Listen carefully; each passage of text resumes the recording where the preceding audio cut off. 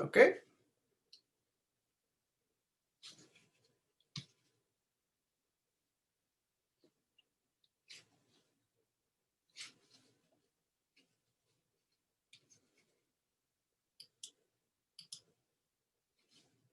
All right. Okay. Before I start each poem, I'm going to start the purpose of reading these specific poems or verses from Bhagavad Gita. Okay. Background. What it is the way we were regarding Bhagavad Gita as a holy book and also a revered book kind of makes it distant and also makes it kind of separate you from the other people, right? So do not identify it as Hindu text. Do not identify as a religious text, religion in the sense of modern sense, okay? But it's a spiritual message for the human beings, wherever they are, whoever they are, okay? So as you regard it, the first requirement for us is to be that universal human being. That means not identifying with any. So once you have that in your attitude, I think you will receive it better, okay? And also you won't make it as a separative thing by identifying this is Indian, this belongs to Hindus, and other people who don't follow this are not human beings. Any of those divisive thoughts that go through one's mind, and they think that is a pride when they think this is Indian, this is Hindu text and all that. None of it. Ramana himself, he never proclaimed that he was a Hindu. He never proclaimed that he was an Indian. He didn't have any identification like that. In that sense, he was universal. Okay, so starting with that, now let's see why these 42, what the story behind was. There was a Telugu man actually went to Ramana Maharshi and said, Swami, 700 verses are very difficult to read and understand and also implement them in our lives. Can you make it a shorter version where we can pay attention to the most important ones according to you? Then he compiled this 42 just to service the person so that he can understand that, okay? And then he went to the 42, then again said, can you make it much shorter version so that we can pay attention to all that in a few, but then he came to one verse, and that is in chapter 10, verse 20. In that he says, the Krishna is representing the universal consciousness. So he was saying, I am there in each living being. I am the beginning, end, and also the middle of it. Okay. So if you understand that one particular verse, then you understand the essence of the Bhagavad Gita according to Ramana. So come to think of it, that is so true too. Why I'm telling you all this is how you approach this particular rendering of all these 42 verses is very important. Okay, so them like an entertainment, then it won't be useful to you. If you listen to it as a discourse by somebody, that's also useless. Okay, but if you listen to a truth that can be applied to the reality within you, then that's a very valuable text. In this regard, I will bring in Gandhiji, how he approached Bhagavad Gita for daily life reference. So he gets into jail and he gets into this solitude where he's left with nobody. He will open Bhagavad Gita and read and find out solution to his mental condition. How does he react being confined? How does he react to the fear of insecurity or not able to get out of the jail, or any of those things arise? Then he will look into Bhagavad Gita for solution, and he found them. And that is the beauty of the text is it had addressed human, not just Indian, not just Hindu. Note that it's a human problem that is applicable to all over the world. Okay, science, if it finds a truth that is applicable to all over the world, like that, the spiritual texts are also scientific renditions. Okay, so how did the Bhagavad Gita came into shape?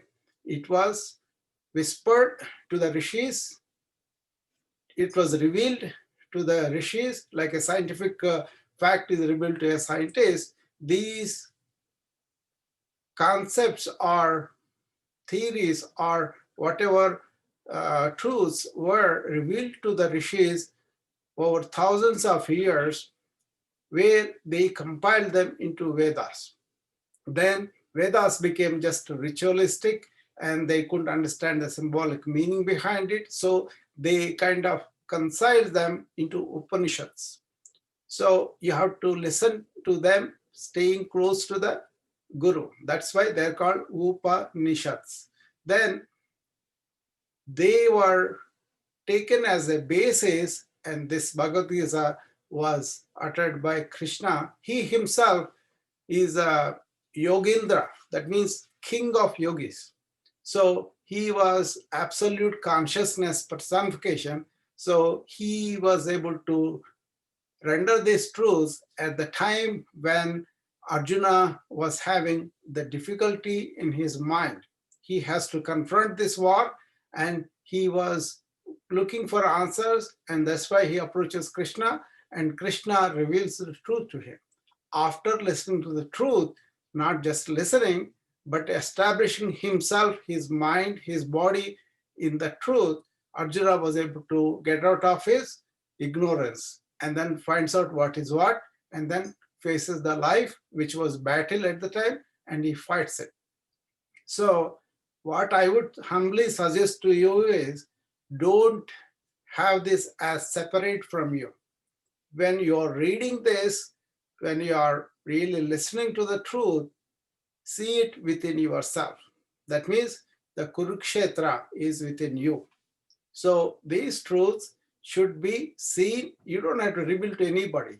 Suppose you find that you are considering yourself as the body and the mind, that's a truth with you. So see that and see why that is not so through Bhagavad Gita. Then you will get out of the consciousness of body and mind, but enter into the real consciousness which you are. Then you'll be able to handle your body, your mind much better in a controlled way. So suppose you look at yourself and your mind is not in control, it's going all over.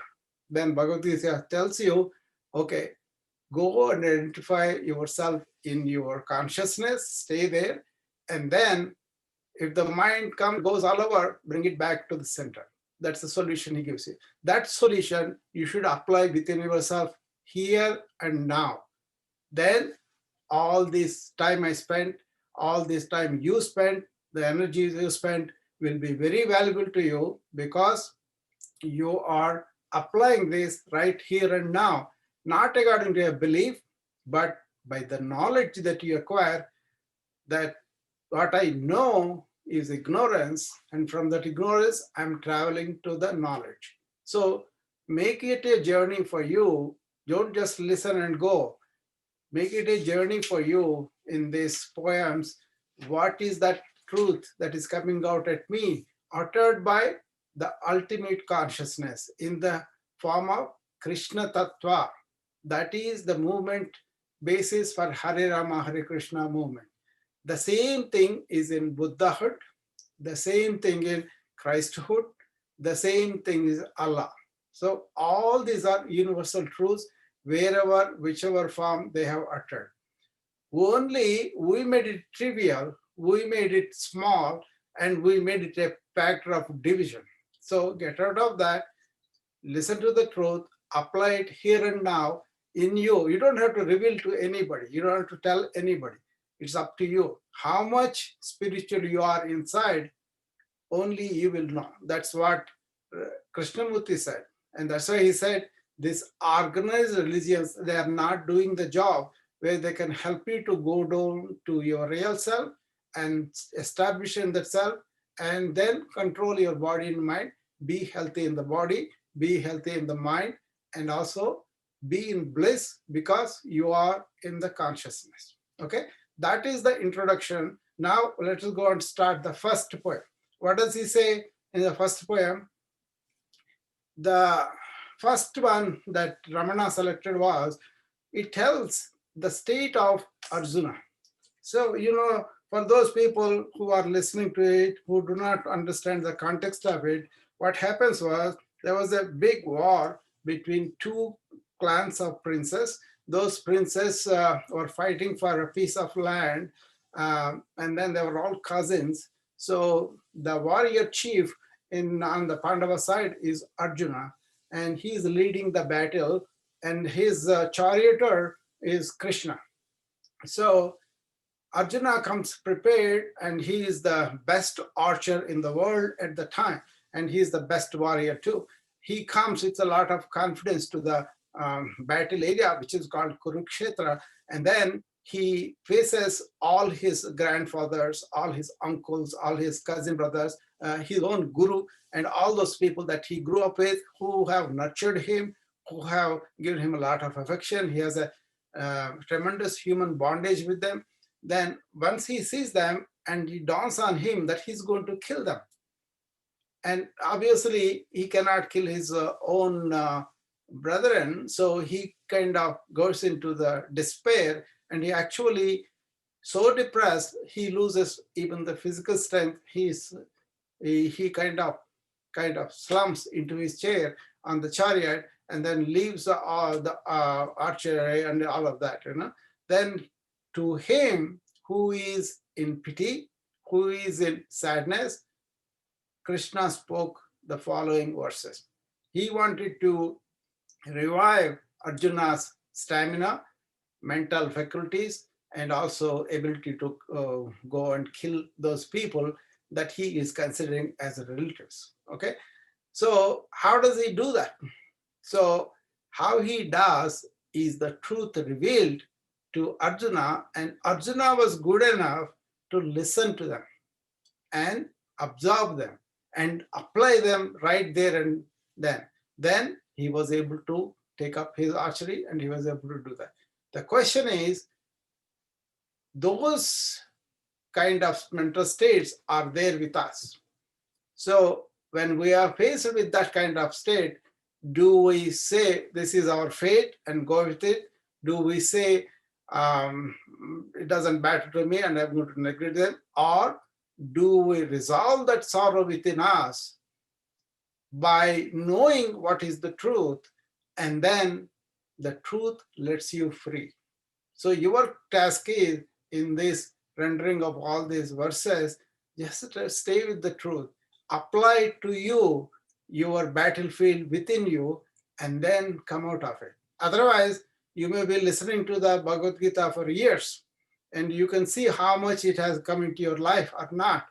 Do you still consider your body and mind is you? Do you still have a lot of problems with your body and the diseases bother you? Do you have anxiety, depression, fear, attachments, desires? All those things, only you will know.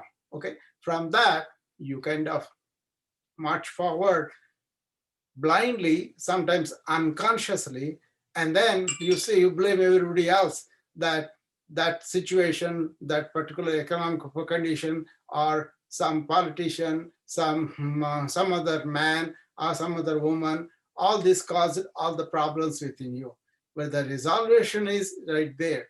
Everything happening within you, so apply this. So he is addressing Krishna, he is addressing you, not Arjuna. So that is the essence of the first verse. So Ramana wanted us to put ourselves in the place of Arjuna and see the situation, see how he was, and relate to it.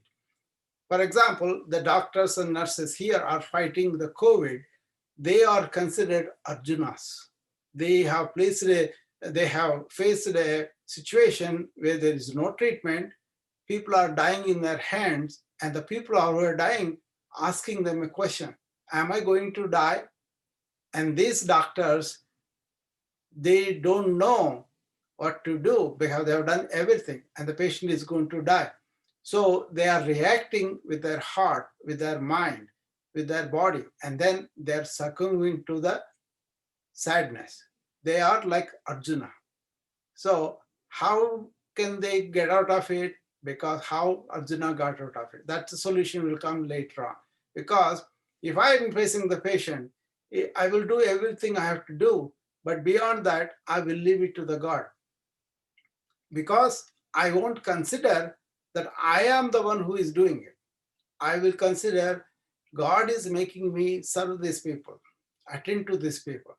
And beyond that, another truth that dawns on me is they are not their bodies and minds. They are the souls that's going to persist forever. Once I identify with that, I will try to resolve the suffering, but I know the truth that death is a myth. Okay? So this kind of attitude Arjuna gets after the Bhagavad Gita. So that is the traveling from his ignorance of considering his body and mind or other people's body and mind are really us. That is a myth. That's the ignorance. From that, you travel to the real knowledge, that is, consciousness is you. Once you identify that, you will not succumb to the sorrow and everything that's happening around you with your own sorrow. Okay? That is the solution. That's why the first thing that he selected was human beings are born into suffering, but they don't have to be in the suffering. They can have a solution. That is the message of Buddha. He wanted to find an answer to the suffering, so he went and found the knowledge for that, and then the knowledge is within you. Nobody has to give it to you. You just have to go inward and find out. That's what the ancient rishis did. Okay. So Krishna is inviting Arjuna, who is in sadness, who is in despair, and then asking him to face the truth. Now the second one. What is the second one?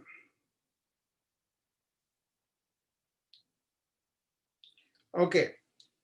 To the wise refer to this body as the kshetra. One who knows the kshetra is called kshetrajna. So he's defined the wise who is considering the body as kshetra. That means the whole field is the body. The body consists of the mind also. And whoever has the knowledge of this entire 5 sheets of the body, the 5 sheets are body, the breathing, and then the mind, the knowledge, and blissful states. Those 5 states, okay? Those 5 are sheets of body. One is inside of the other, okay? And then finally, that becomes 5 sheets, all becomes body. So if you think body is only physical, that's only one of the 5. The next one is the vital nature of the breathing, okay? And that is the one, that is the energy which goes through the entire body and gives it the vitality, right? And also you have this mind, which are the thoughts, and your knowledge is a local knowledge or worldly knowledge, and all this becomes the other part of it. That is the intellect. And then your states of happiness, your states of sadness becomes the Anandamaya question. Okay, those are the 5 layers of the body. So which is included. You have a knowledge of all this, then you become kshetrajna. That is the second verse. Okay, then we'll go to the third one.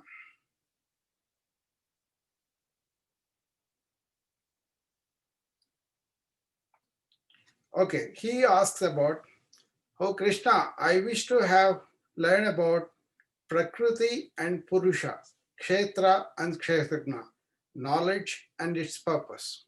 So he wants to know this particular things. What is Prakriti? What is Purusha?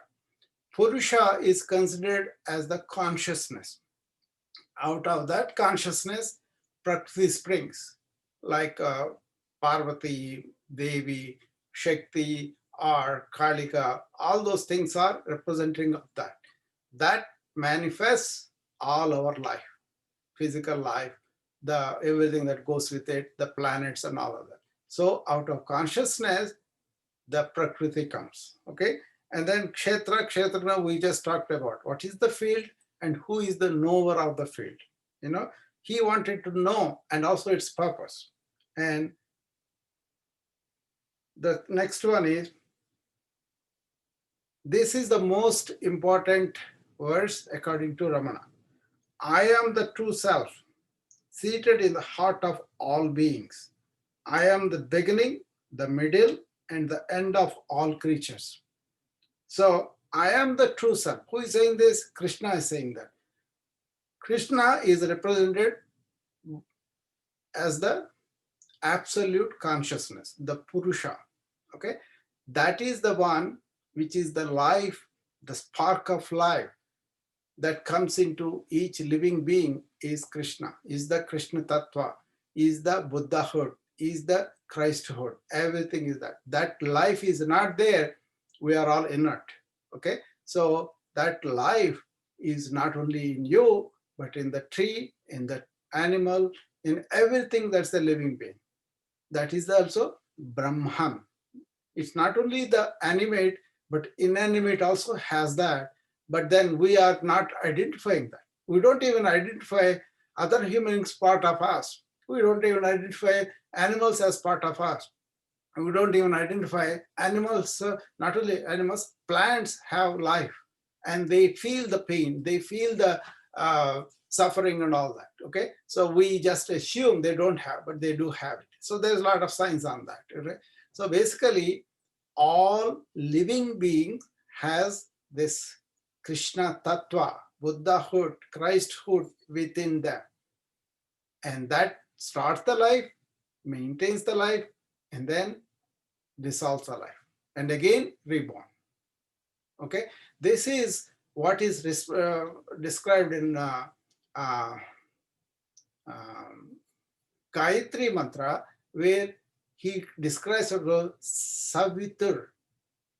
Sat Savitur. Savitur is fountain, where the life starts, blooms as the fountain, and then resolution. Okay, so once you understand this, then you will regard every other human being with the life that is induced by the consciousness. Actually, consciousness is the reality, and it is the one that you are bowing when you say Namaste. That is what your real self is bowing to the real self in the other one. The real self is this consciousness. So that is why whenever you see somebody, you are first identifying yourself as the absolute consciousness, and then you are bowing to the same consciousness that is in there. That is the one which is responsible for the life. Without that life, there's nothing. So we moved so far away from that by cultivating our mind as the primary, and that is our problem. So Ramana's message is, you are moving away by identifying your body as you and your mind as you, but your real you is this consciousness. So when you are in that identification, you are moving away from the real consciousness, all your suffering happening because this. So you want to come back to that, come back to the consciousness by understanding what is the mind. The mind that is restless, that is also dull. Once you have understood this, that mind, the same mind, gets purified. So I'm using the same mind that was an illusion before. Now I got out of the illusion. The same mind is purified, but it sees it is not me.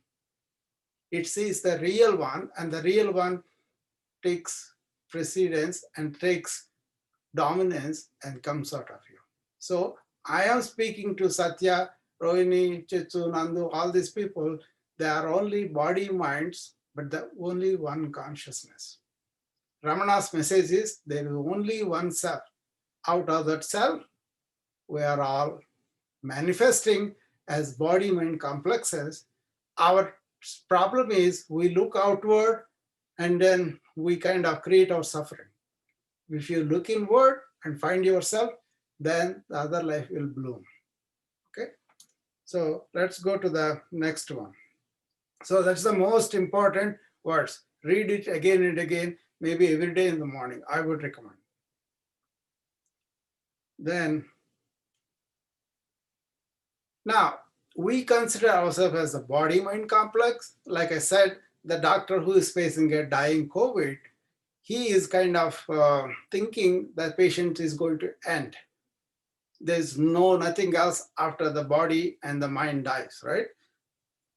But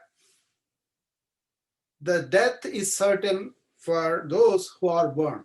Anything that is born, we all will die, right? And also, anything that died will be born.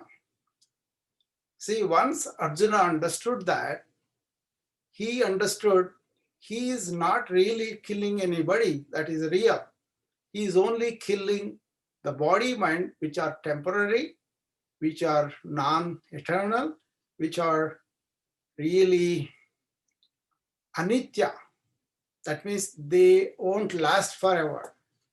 Once you identify the anitya, and that is, you know it is going to go anyway, you won't have any sorrow about it. So once he dawned upon him that he considering body minds of the elders as real, and that's why he is reluctant to kill them. But then once he understood they are only temporary, they are going to cease to exist anyway, he was relieved. So he is not killing that spirit within, and that is going to go on. It is true anywhere in the world. Okay, that's why he said, Arjuna, death is certain for those who are born. Birth is certain for those who have died. Why worry about the inevitable? So we are in illusion about the life, and we think that's not going to end, and that is inevitable, but we will be the doctor who is crying in front of the patient who is dying, he cannot really solve, but he has no idea of this. That's why he is becoming more and more sad. But if he understands, he will try to cure it, he will try to relieve the suffering, but he won't let his own mind go into the sorrow. And these people are doing it, and they are suffering with the patient also. Not that you don't care. On the other hand, you care immensely once you identify that person's body and mind, or their religion, or their caste, or their nationality, or their race, gender. All those things are not a matter of fact for him. So he will go over those differences, identify the person in front of me as a human being, but also he will be able to relieve that person's sadness also, because everybody will have something at the end of the life. And it so happened that we are making this COVID because of our own unwiseness. We spread it, we spread the suffering like that. Okay, so if you want to be effective healthcare worker, if you are establishing the truth that you are the absolute consciousness, you'll be able to not allow your mind go into sorrow, but also you will be able to help if the patient can understand at the stage, maybe a little relief. Okay, this is why in India, when people are dying, they were given this message. But Bhagavad Gita should not be taught at that late stage. You have to be taught about that, the truth about that right now, and then pass on to the kids so that they will understand the certainty of death and certainty of birth again. Okay, so Ramana said very simply, death is a myth. What is ending is anitya. It's supposed to end anyway. Okay, so death is certain for those who are born.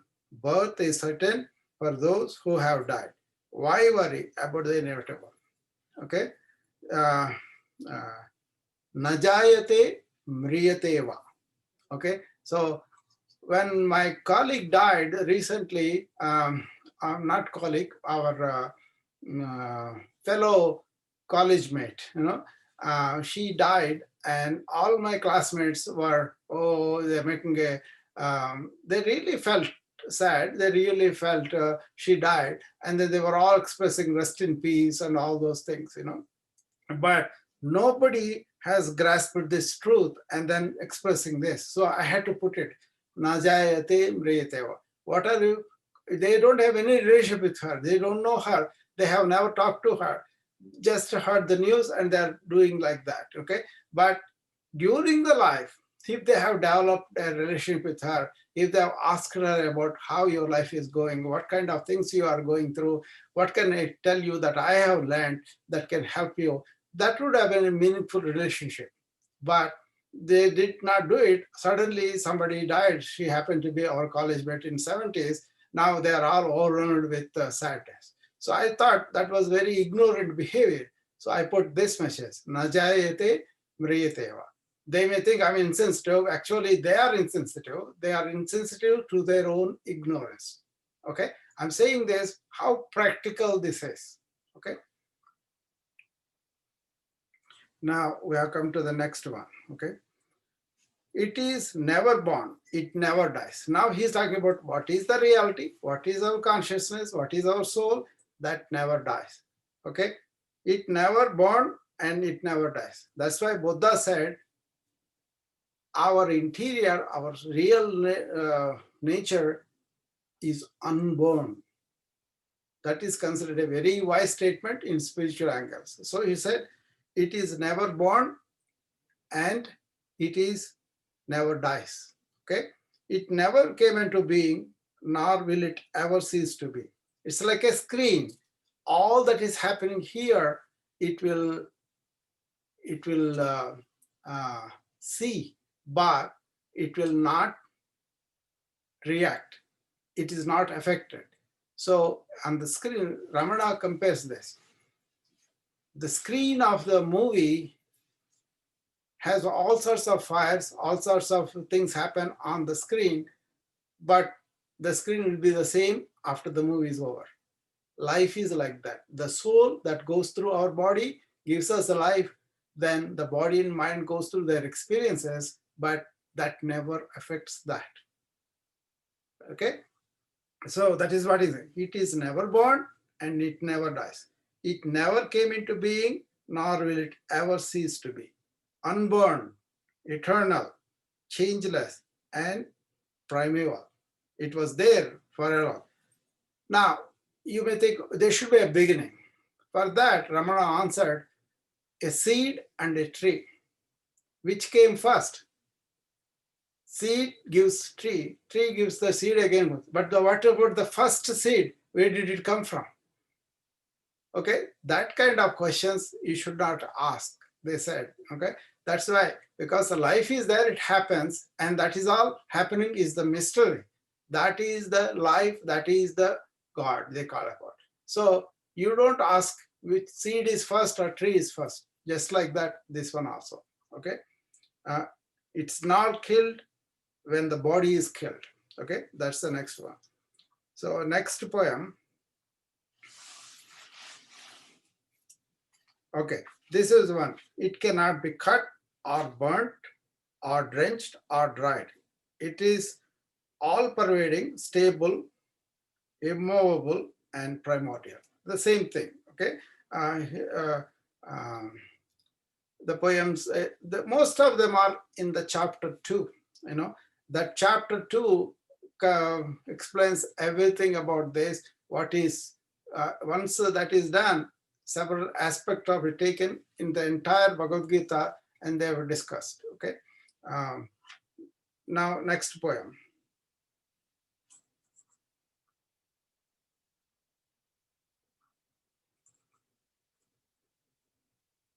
Is that the last one?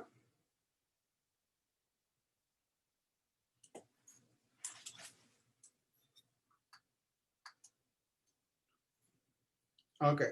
Now, this poem is very important. The unreal doesn't exist. The real never ceases to be. Those who know the ultimate truth have indeed realigned the nature of both. Nitya, Anitya. What is real in us never goes away. That is the soul. That is the consciousness. That is the absolute consciousness, not even relative consciousness, absolute consciousness. That is not to go anywhere. Okay. We worry about the unreal, which is the body and mind, that is going to go away. So once you identify what is real, what is unreal, what is you is never taken away from you. What is not you, you just lose it with this exploration.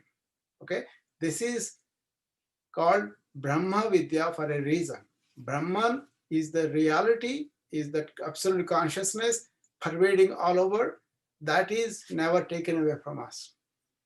But what manifests out of Brahman is the world, is the body, is the mind, and all that is appearing to us.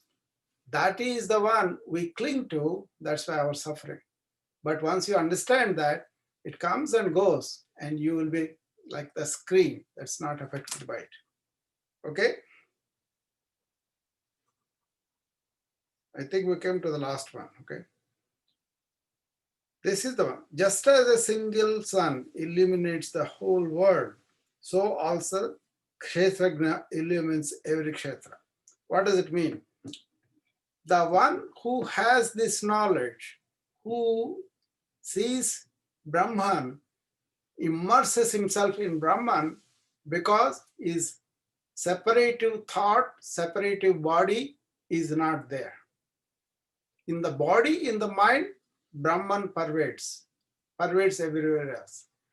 Once you see that, then you identify with that absolute consciousness, and you will get out of your own mental attitudes, beliefs, and all that. This, remember, this is not done by the belief. This is done by knowing what it is. So you have to take investigation into your own mind and see what are the thoughts that are coming to me. If they are thoughts, where did it come from? And then you will trace it to the consciousness.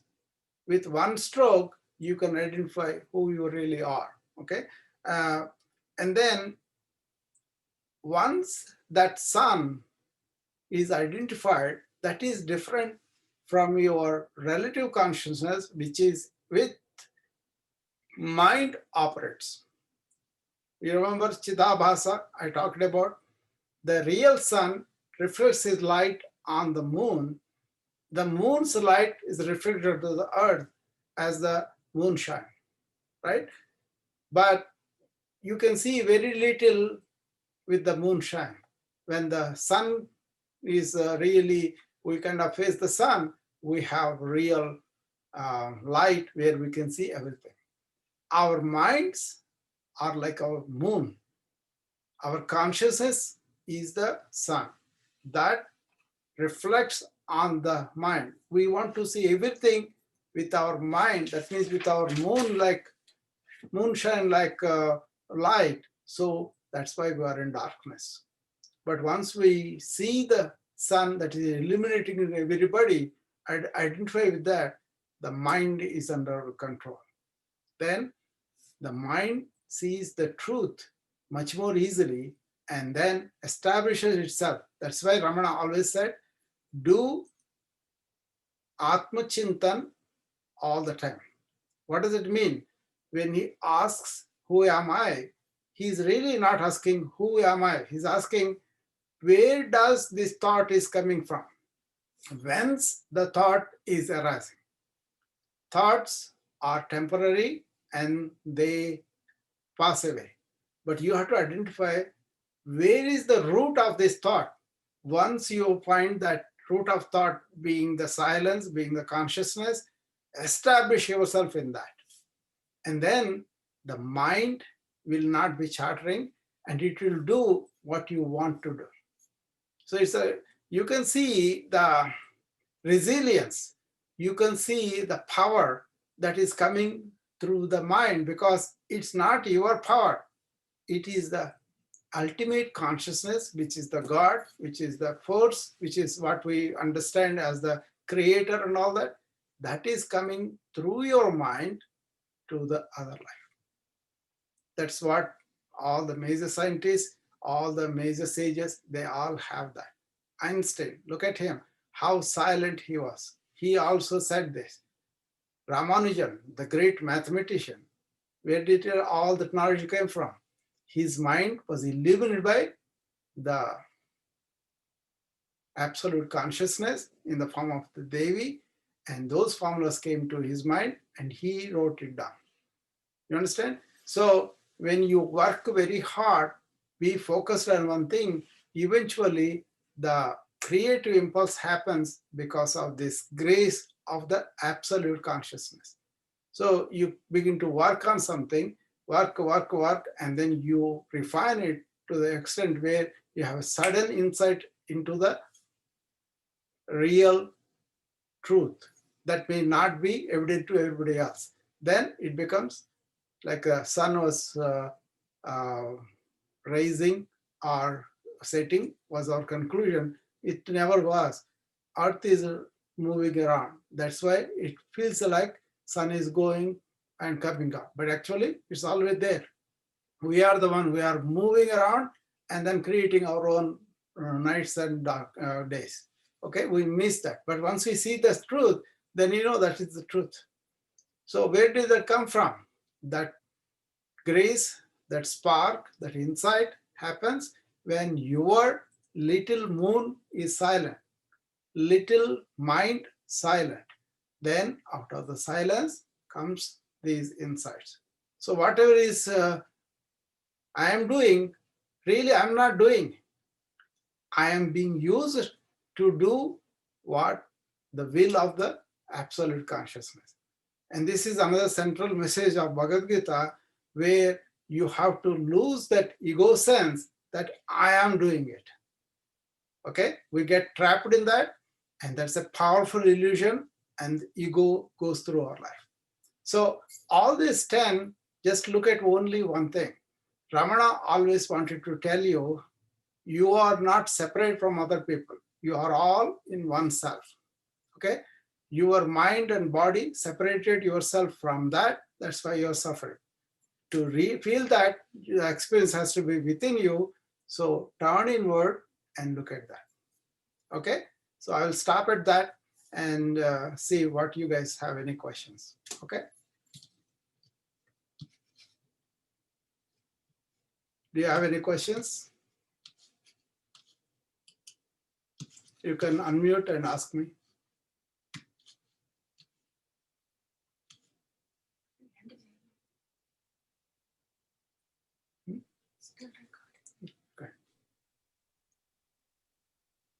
Okay, Nando? Yeah. Yes, Chinbab. You have any questions? No. It's about soul searching, no, recognizing yourself as a soul. Yeah. And understanding that. So basically not letting the outside things affect us. It's very tough though. That is the sadhana. That is the spiritual sadhana. Take it in a very non-committal way, na? No, not non-committal way. It is not letting it. Anyway, start slow, okay?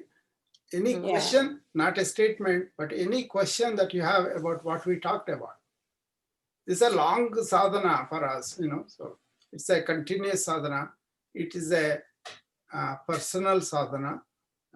It is a basically that ego sense, asmita, I am the one who is doing, should go. The whole sadhana is for that. The whole sadhana. Modern minds have become too much entrenched in that. The education was that, everything was that. And that's why, take for example, these doctors, because I'm a doctor, I can also talk about doctors. These doctors are trained to believe they can cure everything. Okay? But then we find out there are no answer for certain cancers, certain things. We struggle, we try to find the answer. That's fine, science does that. But if you delude yourself that you have um, all the answers, even the best intellectual minds in science, they come to this at the end of their quest. They say, there is much more than what I know. But only small people will think they are so big, so good in the profession, and that's why they are such a top-notch people earning a lot of money, degrees. So they identify with all those things that can go, and then they are not established in their real them. So when they are threatened, they are very unhappy. So that's why you have to look at, where am I? Do I think I'm the body-mind complex, or do I think I am the awareness? Is it making sense to me? Do I really feel it? When I do namaste, do I really feel that I am the absolute consciousness? I'm identifying the other person absolutely, or I'm identifying immediately what I think about that person, what image I have about person, or I may think I'm a man, I'm a woman, or I'm a so-and-so name, so-and-so degree, so-and-so job, all those things, right?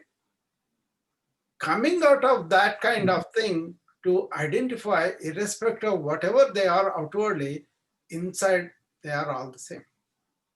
That will take you away from religious conflicts, all the caste conflicts, all the woman and man gender conflicts, and also all the, don't ask me, oh, everybody is not a Dasana. Then that is your problem.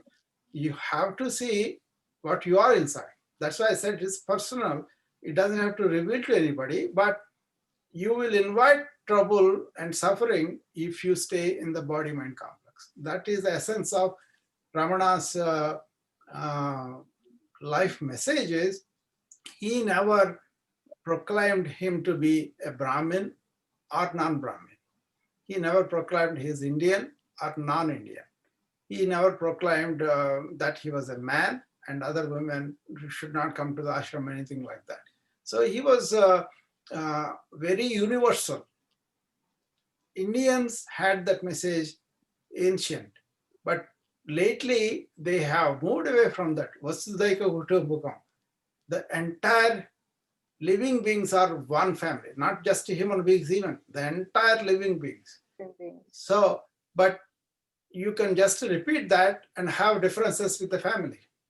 That is our real status, right? So even if your family is good, you may be having problems with the neighbors or with the society, with the countries. It goes on like that. That's why you have to go beyond ego.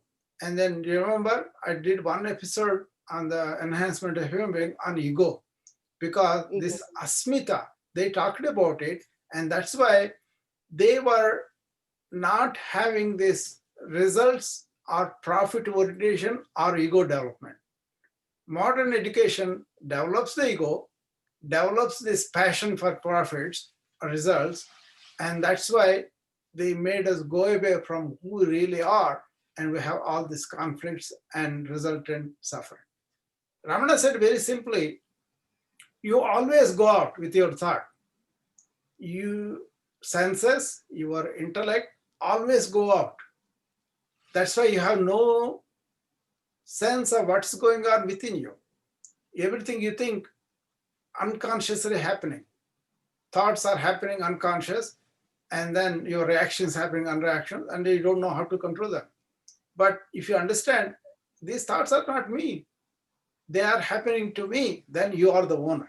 So separating who owns what is the nitya anitya. Once you identify your real self, then you will not react to the body and mind in the same way. This is actually my work is going to be, because I'm going to help people to develop resilience inside by identifying and staying within that. Then they have to do the exercise for the body, but then I don't have these moods, I don't have these inhibitions, because my mind is telling me, oh, that's okay. It's not there, because the mind is subjugated and surrendered. So the mind is not going to tell me whether I can like the exercise today or not. I will go and do it because the mind and body needs training. The training can be directed by our absolute consciousness, Okay. not for an egotistical sense, but for the welfare of the world. That's why I said, Atma Mokshardam Jagat Hitacha. That was the life message from Vivekananda. First, you try to achieve this moksha from this mind and body in that way. Not that you leave it, you kind of conquer them. That is Atma Moksha Ardham. Okay?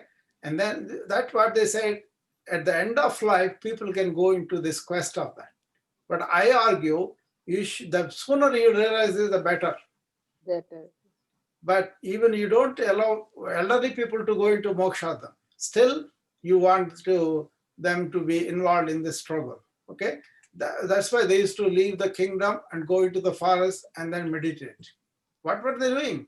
They had every pleasure, they had everything, they just let it go. Okay, so now even the biggest doctor, he still wants to deal with all these struggles. What? But suppose he realized that, and in his mind he's free, then he will do the seva, which is the Jagat Hitaja, the service to the patients without expecting anything. Then he won't want to kill himself. If the natural comes, that's fine. But otherwise, he will be in charge of that also. Even if it comes, he will accept it. Anyway, this is sadhana, but the importance of Bhagavad Gita is this. You have to identify who you really are. And that is, you are the consciousness. You are the Atma. That never gets destroyed. Okay? So anyway, remember the first point I made. This is not an entertainment. This is not some discourse from somebody. This is the truth that we're trying to see it in our interior. So the Kurukshetra is within us. The battles are within us. How do we overcome? Not by suppressing or not by admonishing, not by punishment, but by knowing what is the truth. That means knowledge of the truth.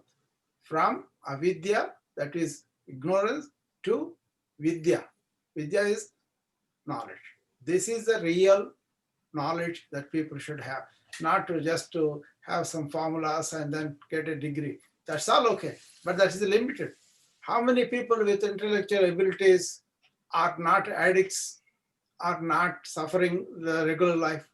They are kind of don't have any control over their powerful impulses, either physical or mental. Right?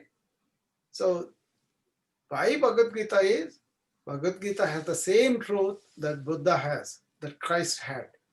And once you listen to that, then you have to be able to bring that into your life. If you don't, that's also your choice, you will suffer. That's all. So I want to make these discussions meaningful like this, okay? If you listen to the truth, examine it within yourself, and then follow the teaching, and you will be able to transform your limitations from which you get out, then you have the freedom and you have less suffering. So that is the focus. What are my limitations? How can I overcome? Gandhi in the jail, the limitation is his freedom is limited. So, but he is still with himself. He is interior with himself. So what he could do, he could understand the truth and apply it. If he has fear, that is true. If he has anxiety, that is the truth. If he has a lot of thoughts going on, that is the truth. So he looked at it, how can I justify? So various ways Krishna exposes every problem of life in Bhagavad Gita. Only thing is, you have to look at it like that. So that's why it's a reference. It is not a just one-time book and then what is the meaning? No, it is a reference to the life's situations. And don't be an Indian. Don't be a Hindu. None of it. It doesn't say anything like that. Okay? You have to identify to the culture. Actually, you are all guilty of leaving that culture.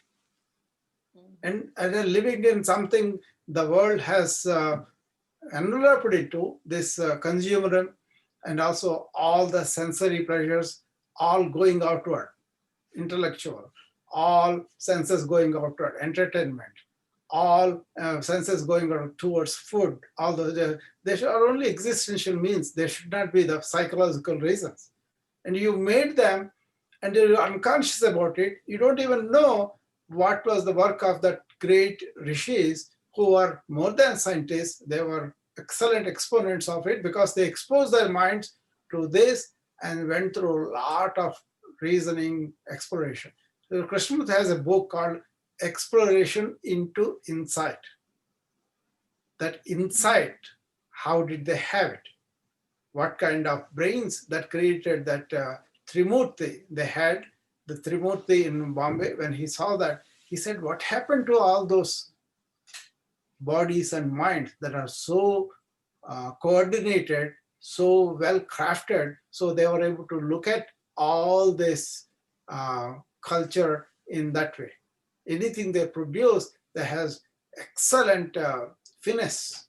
The Trimurti, the things that came through that sculpture or the dance or any of that, that's all based on this, that the whole thing is one. We are all manifesting in that and then going back again and again. So we are not going anywhere. And also that absolute consciousness will come through us when our superficial minds shuts down. That's why shut up and listen. That's why I said, be still and know that you are God. That is the meaning of this. Your superficial minds go so fast, so much. First of all, you have to get relief from that. So what I would recommend is every day morning when you get up, shut off your mind, be still, and then take that through the day. This is the presence we talked about. Go into the present moment, here and now, and then take that through the day. Don't let your mind react from past. Don't let your mind react from the future. Here and now, be in the present. And then it will go through. Then through the work, try to do Atmachintan. Where did this thought come from? You have to find that out. It's a very arduous thing in the beginning, but probably several lifetimes, some people. But if you grasp it here and now, this can happen this moment. Kabir said this. Not even 1 second, not even half a second, not even half second. It can happen just like that. Only the resistance is the chattering mind. If you have that purified with seva, if you have meditation, there's a Raja Yoga, and you have this ignorance to gnana, that is exploring the truth, then within a second it will happen. Okay? So have this practice in the morning. Keep quiet. And then through the day, don't act right away. Just take a small break. Then let the intelligence come through. And over the years, you will have, if you don't ask any questions, I will go on talking like this. But if you ask a specific question, I can answer that.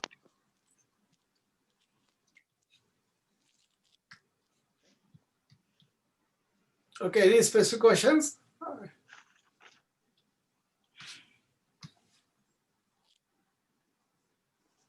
Okay, I will stop this recording session here, then we can talk informally.